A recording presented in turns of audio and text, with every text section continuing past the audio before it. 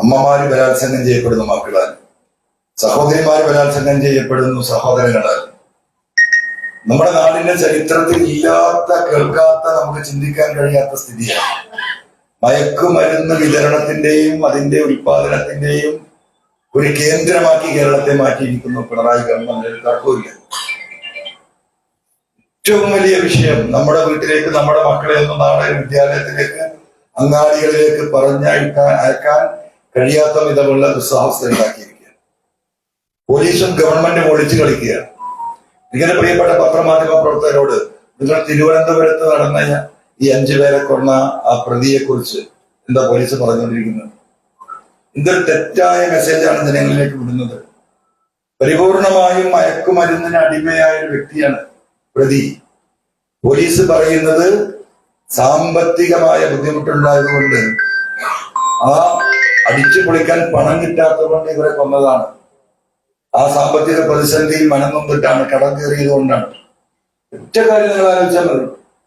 കടം കയറി ആത്മഹത്യ ചെയ്ത പലരെയും നമ്മൾ കണ്ടിട്ടുണ്ട്. പല കുടുംബങ്ങളും 2-3 ആളുകൾ മരണപ്പെട്ടിട്ടുണ്ട്.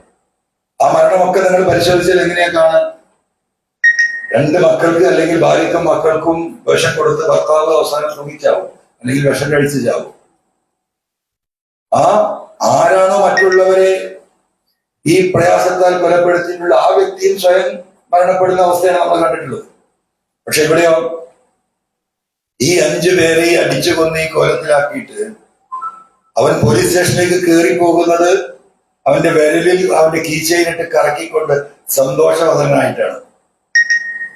എന്ത് ലോജിക്കാണ് പോലീസ് ഈ പറയുന്നതിലുള്ളത്?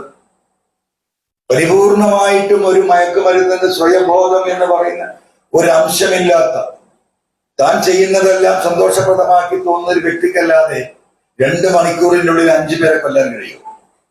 അവിടെ പോലീസ് ഒത്തുകളിക്കുകയാണ്.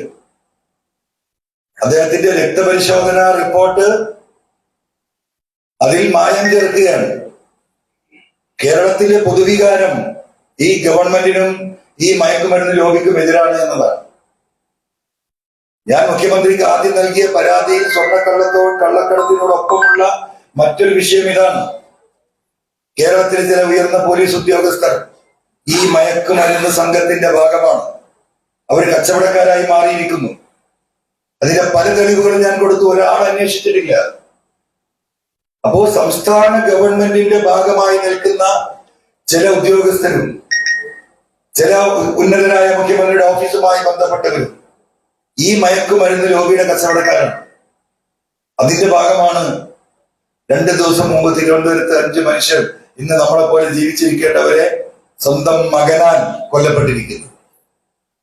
അതൊരു വളരെ ഗൗരവതരമായ അവസ്ഥയിലേക്ക് ഈ വന്യമൃഗശല്യം പോലെ തന്നെ മാറിക്കൊണ്ടിരിക്കുകയാണ്.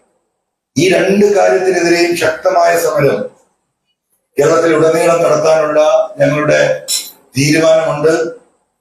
അത് സംസ്ഥാന കമ്മിറ്റിയുടെ പ്രവർത്തക യോഗങ്ങളോ നേതൃത്വ യോഗം പൂർത്തിയാകുന്നതോടുകൂടി ഞങ്ങൾ ആരംഭിക്കുന്നതായിരിക്കും.